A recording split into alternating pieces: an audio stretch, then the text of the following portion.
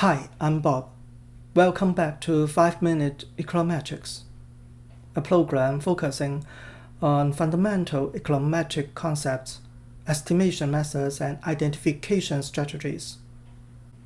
Today, we will answer the question, should we drop explanatory variables when they are not statistically significant?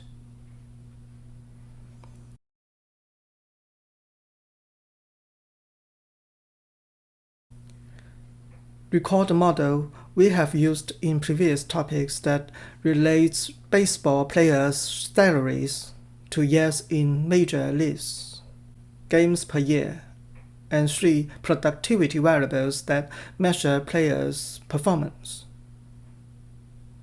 In that model, the OLS estimates for the 3 performance variables are individually insignificant at any conventional level.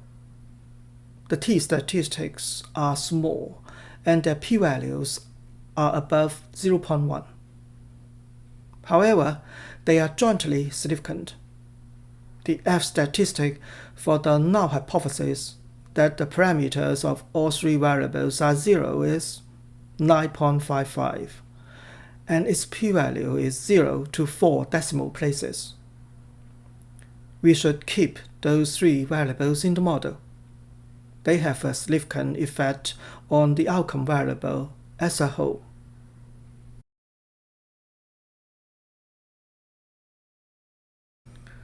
The individual insignificance is due to strong multicollinearity between them.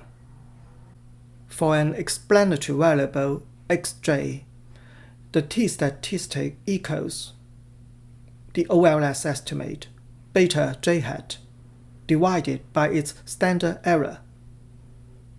The standard error can be estimated from the square root of the estimate's variance, where the estimate's variance equals the error variance sigma squared divided by the sample variation in xj, SSTJ, and 1 minus r squared j.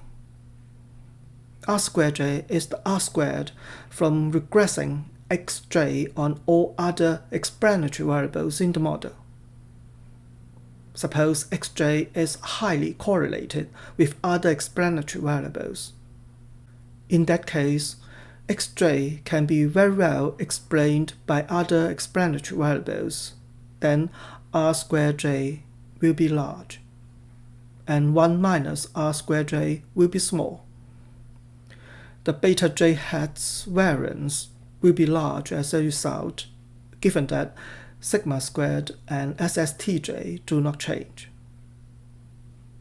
A large variance leads to a large standard error and a small t-statistic. This is the reason why xj is individually insignificant.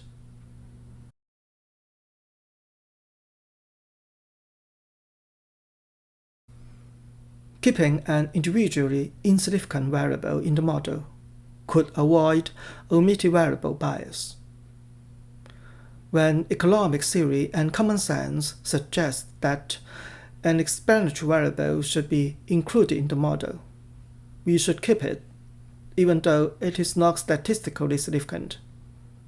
For example, in the hourly wage model, we are interested in the returns to education, and the variable of interest is the number of years of schooling.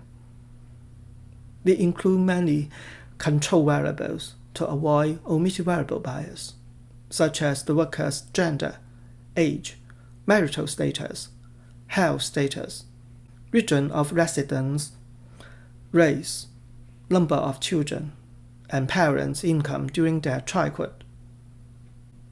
Although some coefficient estimates are not significantly different from 0, we should not drop them. For instance, the number of children is not statistically significant at any conventional level. However, it could influence workers' wages, and should also be related to our variable of interest, educational level. So we keep it in the model to alleviate omitted variable bias. Today, we examine the case in which we should not drop an insignificant explanatory variable, that is, when it is jointly significant or is suggested by economic theory or common sense, to avoid omitted variable bias. Thank you so much for watching this video. See you soon. Take care.